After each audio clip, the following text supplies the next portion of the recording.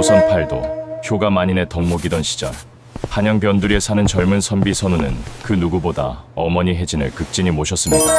그러던 어느 날 기침 이후 점점 혜진의 병세는 깊어만 갔고 선우의 마음엔 먹구름이 가득했습니다. 어머니, 제가 반드시 영약을 구해오겠습니다. 부디 이 아들이 돌아올 때까지 버텨주십시오. 선우는 어머니가 깊이 잠든 것을 확인하고 보찜을 챙겼습니다. 그가 구해야 할 약재는 험준한 지리산 깊은 곳에만 있었습니다. 길을 나선 지 3일째 선우는 보찜에 있는 쌀과 물을 아끼고 아꼈습니다. 어머니께 돌아가기 전까지는 한 톨의 쌀도 허투루 쓸 수 없었습니다. 그의 모든 생각은 오직 혜진 어머니에게 닿아 있었습니다. 해는 뉘엿뉘엿 지고 그는 작은 마을 어귀에서 잠시 쉬어가려 했습니다. 그때 마을 외딴 초가집에서 신음소리가 들려왔습니다. 희미하고 고통스러운 소리였습니다. 그는 잠시 망설였습니다. 매 순간이 어머니를 위한 시간이었기에. 하지만 그 신음소리는 차마 외면할 수 없는 간절함이었습니다. 선우는 결국 보찜을 지고 소리가 나는 초가집으로 향했습니다. 초가집 안에는 나이가 지긋한 노파, 나리 아주머니가 홀로 누워 있었습니다. 오랜 지병과 며칠 굶은 탓에 몸져 누운 채였습니다. 선우는 지체 없이 자신이 아껴두었던 귀한 쌀을 꺼내 죽을 끓이고 어머니께 드릴 약재를 조금 떼어 노파에게 먹였습니다.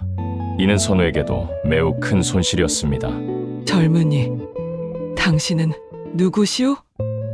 귀한 쌀과 귀한 약재를 왜 나 같은 늙은이에게 쓰는 거요? 노파나리는 눈물을 글썽이며 물었습니다. 선우는 미소 지으며 답했습니다. 저도 집에 병든 어머니가 계십니다. 제 어머니를 위하는 마음으로 아주머니를 돕는 것입니다. 다음날 아침 노파가 기운을 차리자 선우는 급히 다시 길을 떠났습니다. 닷새 후 마침내 귀한 약재를 손에 넣은 선우가 집에 도착했을 때 그는 믿을 수 없는 광경을 목격했습니다.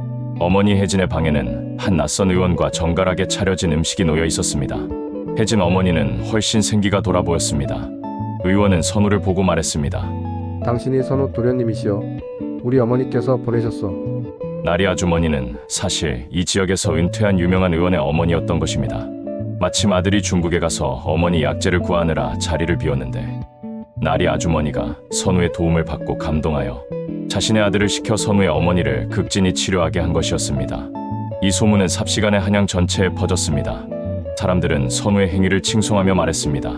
제 부모를 위하려면 남의 부모를 위해야 한다. 결국 내가 뿌린 효의 씨앗은 타인을 통해 나에게 돌아오는 법이니. 이것이 바로 그 속담의 유래이자 가장 깊은 교훈이 되었습니다.